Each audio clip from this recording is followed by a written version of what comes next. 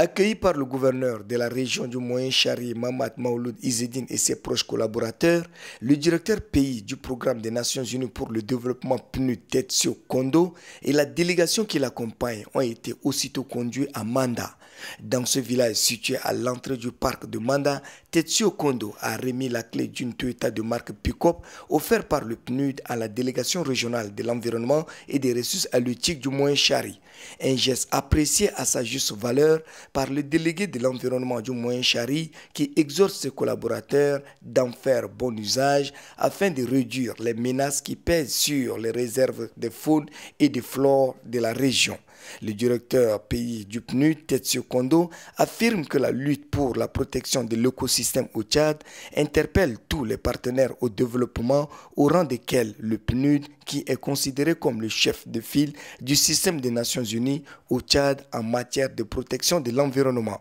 Le gouverneur de la région du Moyen-Chari, Mamad Maouloud Izzedine, qui se réjouit de ces gestes de bienfaisance du PNUD, souligne que ce véhicule va permettre aux services de l'État en charge de la gestion du parc de Manda à dynamiser son dispositif de protection.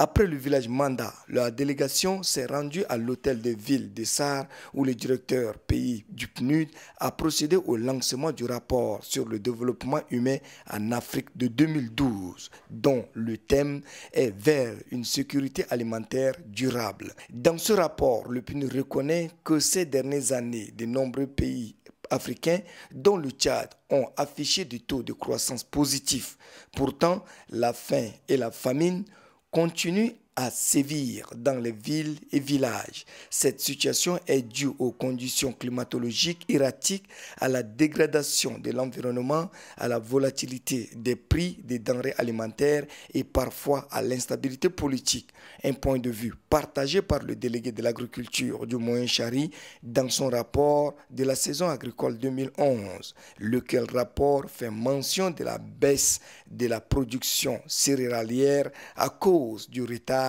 des pluies.